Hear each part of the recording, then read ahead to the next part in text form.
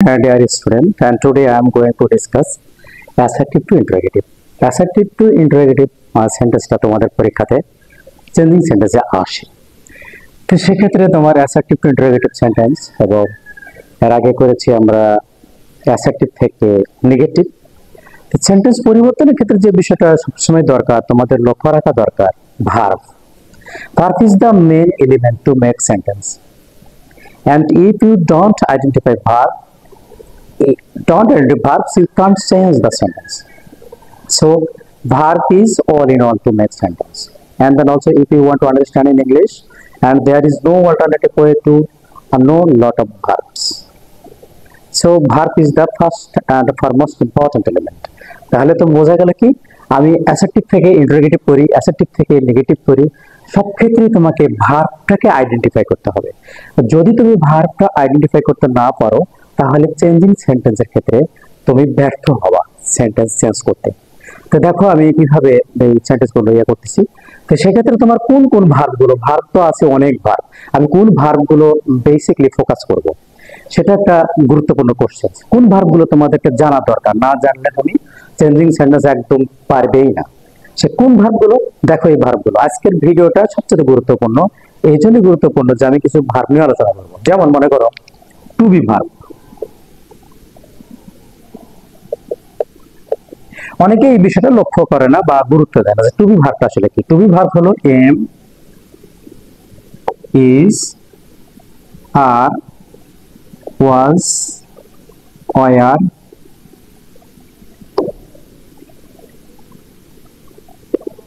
being, been। অবশ্যই তোমার কি am, is, are, was, are, being, been এই টু বি ভার্ব সম্পর্কে আইডিয়া থাকতে হবে। টু বি ভার্ব নিয়ে আমার আর এপিসোড দেওয়া আছে, ক্লাস দেওয়া আছে আমার চ্যানেলে, তোমরা দেখে নিতে পারো। আরেকটা টু ভার্ব সম্পর্কে ধারণা থাকতে হবে to have verb. To have verb, to have verb মানে হ্যাভ থেকে কোন কোন ফরমেশন গুলো হয়। Have verb have, has, had, having, এগুলো হলো হ্যাভ ভার্ব। আরেকটা আছে to do verb. To do verb কোনগুলো? Do, does, did, done, doing. To be verb, to have verb, to do verb, এই তিন category verb you must know. And without knowing this type of verbs, no student or no educated man, or nobody can do better. So that you must know this type of verbs. Okay? এহা ছাড়া আর কি verb আছে? Action verb. হ্যাঁ, action verb কোনগুলো? হ্যাঁ, যেমন মনে করো right, study, read, work, in this way এরকম ভাগে হাজার হাজার তিন ভার্ব পাবে। তো সেক্ষেত্রে আমরা হ্যাঁ অ্যাসার্টিভ থেকে ইন্টারোগেটিভ বাক্যগুলো দেখি কিছু নিয়মের মধ্যে। হ্যাঁ, সর্বপ্রথম লিখেছিলাম টু বি ভার্ব। হ্যাঁ, যদি হ্যাঁ তোমরা দেখতে পাও যে একটা সেন্টেন্স অ্যাসার্টিভ সেন্টেন্সে এম, ইজ, আর আছে, যেমন মনে করো এম আছে, তাহলে ইন্টারভিউয়ের ক্ষেত্রে অবশ্যই তোমাকে অ্যামেন্ড করতে হবে।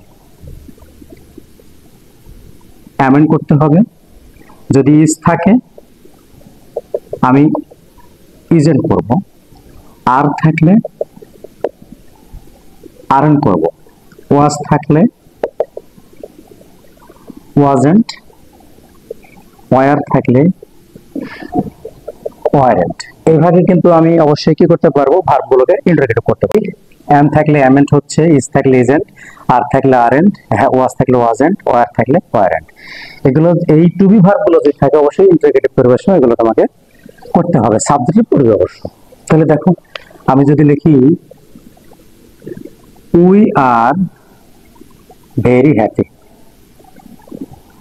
দেখো এই বাক্যটাকে যদি আমি ইন্টারোগেটিভ তৈরি করি তাহলে এখানে কি আছে? আর, অবশ্যই আমাকে ইন্টারোগেটিভ করতে হলে আর এন্ড করতে হবে। Aren't we very happy?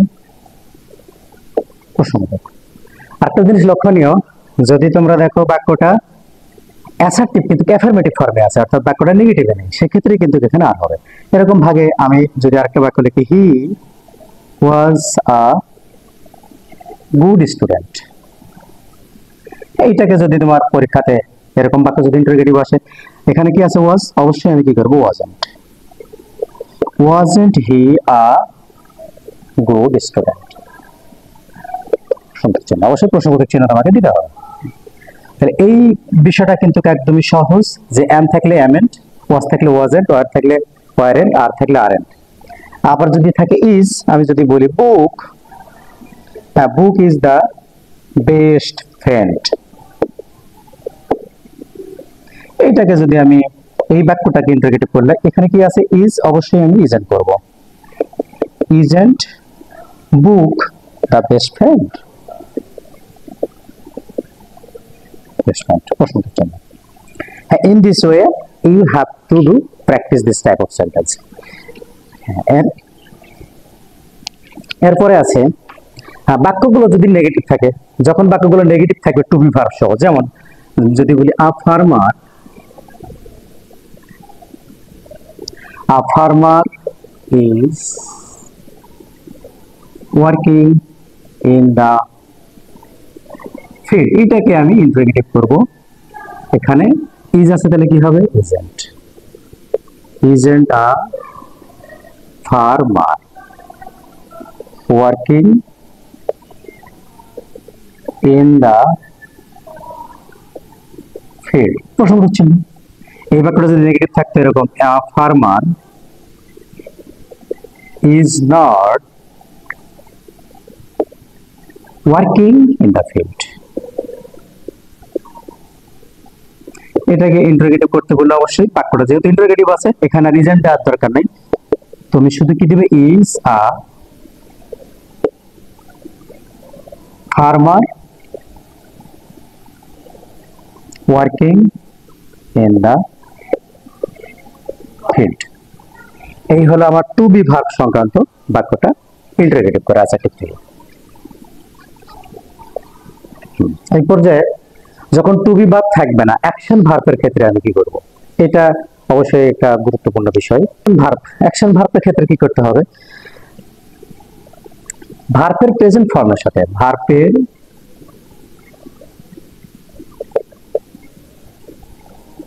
Present form s es, ভার্বের প্রেজেন্ট ফর্মে এস ইএস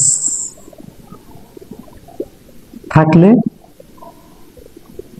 ইন্টারোগেটিভের ক্ষেত্রে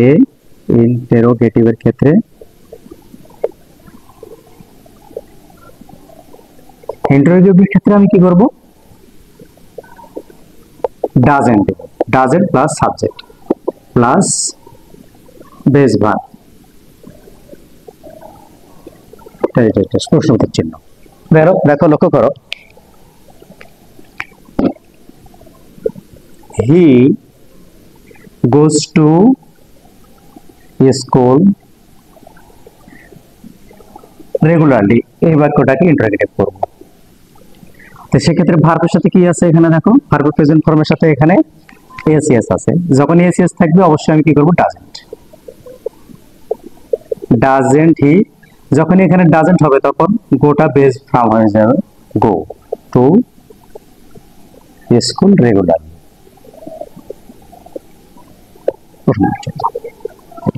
আমি একাধিক বাক্য লিখতে পারি, দেখো আরো দু একটা বাক্য লিখি। হ্যাঁ, mister Kalam reads a book,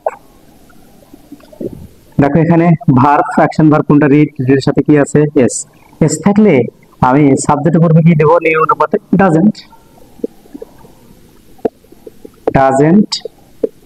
mister Kalam read a book. হ্যাঁ দেখো এখানে রিডের সাথে এস নাই, এখানে এস থাকার কারণে আমি কি বসালাম প্রথমে, ডাজেন্ট। হ্যাঁ, in this way you can change sentence, very interesting. হ্যাঁ, এখন দেখো ভার্বের প্রেজেন্ট ফর্মে এস ইএস না থাকলে, এস ইএস না থাকলে ইন্টারোগেটিভের ক্ষেত্রে ডন হবে।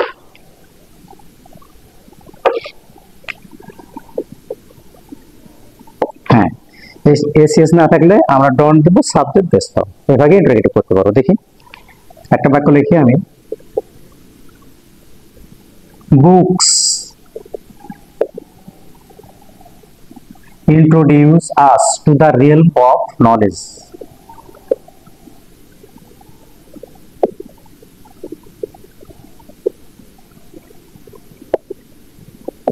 এই বাক্যটাকে আমি ইন্টারোগেটিভ করব, সেক্ষেত্রে কি দেখবো ভার্ব প্রেজেন্ট ফর্ম কোনটা আছে, ইন্ট্রোডিউস। হ্যাঁ, লক্ষ্য করো শিক্ষার্থীরা, এখানে দেখো ভার্বের শেষে এসিএস নাই, যখন এসিএস থাকবে না তখন আমি ইন্টারোগেটিভের সময় কি বোঝাবো, ডন্ট। ডন্ট বুকস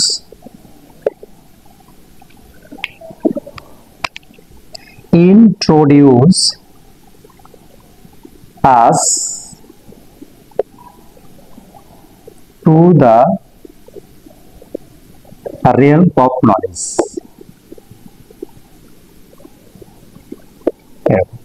আমি যদি আরো একাধিক বাক্য লিখি দেখো বুঝতে পারবা, we know the matter। এই বাক্যকে যদি আমি ইন্টারোগেটিভ করি, দেখো নো এর সাথে এসিএস নাই, প্রথমে দিয়ে দেব don't. Don't we know the matter. এইভাবে আমরা বাক্যের একটা ভার্বের সাথে, অ্যাকশন ভার্বের সাথে এস থাকলে ডাজন্ট দেব, এস না থাকলে ডন্ট দিয়ে ইন্টারোগেটিভ করব।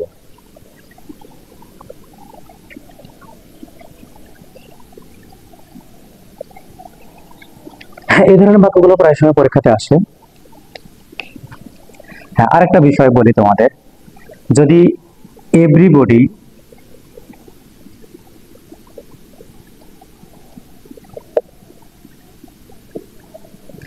এভরিবডি এভরিওয়ান, এরকম ভাবে যদি এভরিবডি এভরিওয়ান থাকে কোনো বাক্যে এবং ভার্বের সাথে কি আছে, এস অবলিক এস আছে অবজেক্ট, তখন তুমি ইন্টারোগেটিভ করিবার সময় কি করবে, এভরিবডি এবং এভরিওয়ানের পরিবর্তে তোমাকে দিতে হবে হু, হু দিতে হবে। ভার্বের সাথে এস এস থাকবে, সেক্ষেত্রে তোমাকে দিতে হবে ডাজন্ট। আর ভার্ব অবজেক্ট প্রশ্ন। দেখো এই ধরনের বাক্যগুলো প্রায় সময় তোমাদের পরীক্ষাতে আসে। হ্যাঁ, যেমন এভরিবডি নোজ দিস ম্যাটার। হ্যাঁ, এই বাক্যকে আমি ইন্টারোগেটিভ করব, মানে বাক্যের প্রথমে এভরিবডি আছে, এভরিবডি থাকলে আমি হু দিয়ে দেব। এভরিবডি পরিবর্তে কি বসলো, হু। এখানে যেহেতু এসএস আছে, অবশ্যই আমি কি দেব, ডাজন্ট। ডাজন্ট, যখন এসএস এর পরিবর্তে আমি ডাজন্ট দেব, নো ভার্বের সাথে এসএস থাকবে না, নো দিস ম্যাটার। এর আগে তোমরা কি করতে পারবে, ইন্টারোগেটিভ সহজে করতে পারবে। এখন যদি এভরিবডি না থেকে বাক্যে এরকম থাকে,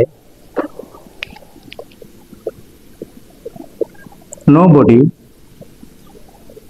নান, নো ওয়ান, এগুলো সবগুলো হলো নেগেটিভ প্রোনাউন। এই ক্ষেত্রে তোমাকে কি করতে হবে, অবজেক্ট যদি এরকম থাকে তাহলে শুধু এগুলো পরিবর্তে হু বসালে হবে, অর্থাৎ হু ভার্ব অবজেক্ট এরকম। একটা বাক্যের মাধ্যমে আমি পরিষ্কার করি বিষয়টা। নোবডি বিলিভস আ লায়ার, এরকম একটা বাক্য মনে করে এসে গেল। এখানে নোবডি আছে, শুধু হু দিবা, হু বিলিভস আ লায়ার। হ্যাঁ, এইভাবে প্রিয় শিক্ষার্থী বন্ধুরা, তোমরা এইভাবে বাক্যগুলো ইন্টারোগেটিভ করবে। আরো কিছু বিশেষ নিয়মগুলো আছে, সেগুলো দেখো।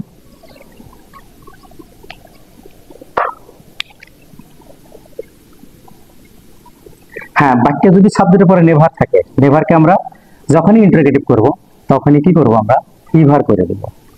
যেমন হি নেভার টেলস এ লাই, এই বাক্যটাকে আমরা ইন্টারোগেটিভ করব। তাহলে এখানে কি আছে, নেভার, আর ভার্বের সাথে কি আছে, ভার্বের সাথে এস আছে, তার মানে কি ডাজ দিয়ে দেব, ডাজ। ডাজ হি ইভার টেল আ লাই, এভাবে তোমরা করতে পারবে। আরেকটা সিস্টেম আছে, যদি every plus noun plus action verb. এরকম যদি অ্যাসার্টিভ সেন্টেন্স থাকে তখন আমরা কি করব? লক্ষ্য করো, এভরি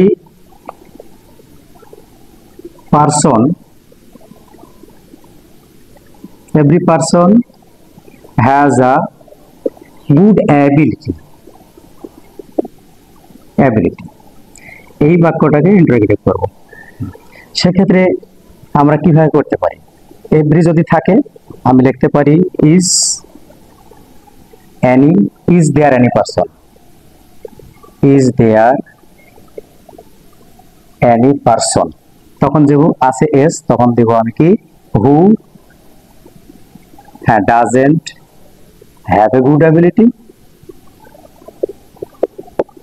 প্রশ্ন চিহ্ন। এরকম এভরি চাইল্ড থাকতে পারে, সেক্ষেত্রে আমরা দেব is there any person, every পরিবর্তে কি দেব? Any person. নেক্সট ভার্বের সাথে এস আছে, আমরা হু দিলাম, ব্যক্তির কারণে হু দিলাম, does not have a good ability. এভাবে তোমরা ইন্টারোগেটিভ করতে পারবে। আরো একটা বিষয় আছে, নাথিং থাকলে আমরা কি করতে পারি? নাথিং থাকলে দুইটা অপশন, ইন্টারোগেটিভের ক্ষেত্রে হোয়াট দিতে পারি, অবলিক এনিথিং দিতে পারি। এনিথিং দিয়েও ইন্টারোগেটিভ করতে পারি। কেমন? যেমন নাথিং ইজ ইম্পসিবল, এই বাক্যটাকে যদি ইন্টারোগেটিভ করি আমরা দুই রকম ভাবে করতে পারবো। কেমন? নাথিং আছে, হোয়াট দিয়ে করতে পারবো, হোয়াট ইজ ইম্পসিবল, প্রশ্নবোধক চিহ্ন। আবার আমরা করতে পারবো or is anything is possible,